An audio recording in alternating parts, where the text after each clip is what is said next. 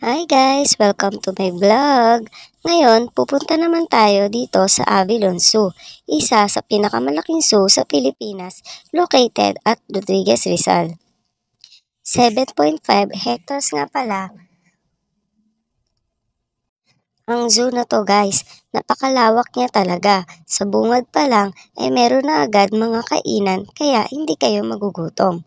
Nagpakain nga pala kami agad ng mga fish dito sa parang man-made fish pan nila. 100 pesos ang magpakain ng mga fish dito guys. Sobrang lalaki ng mga fish na makikita nyo.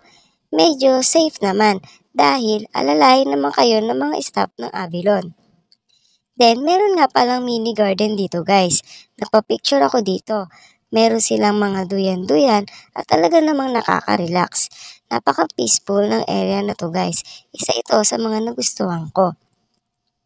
Then, ang pinaka nakakatakot na ginawa ko rito is yung magpakain ng giraffe.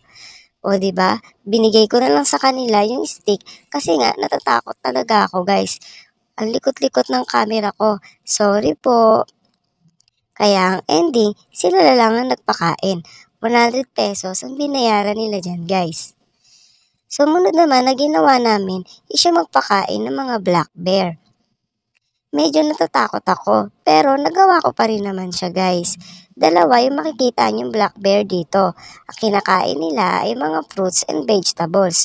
100 pesos din ang charge nila para sa mga animals na gusto mong magpakain. Ganon din sa interactive activity na makikita ninyo kung saan nagpapakain naman ako ng mga rabbit. Medyo nadidistract lang ako guys kasi baka makalmot niya ako. Pero behave naman yung mga rabbit na yan at nakaka-relax din magpakain sa kanila. Sumunod naman ang pinuntahan namin is itong mga aquarium. Actually guys, napakaraming hayop na makikita dito.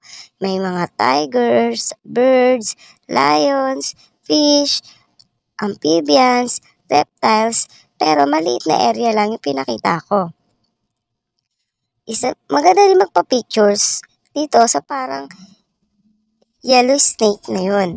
Ang entrance nga pala ay 800 for adult at 600 for children.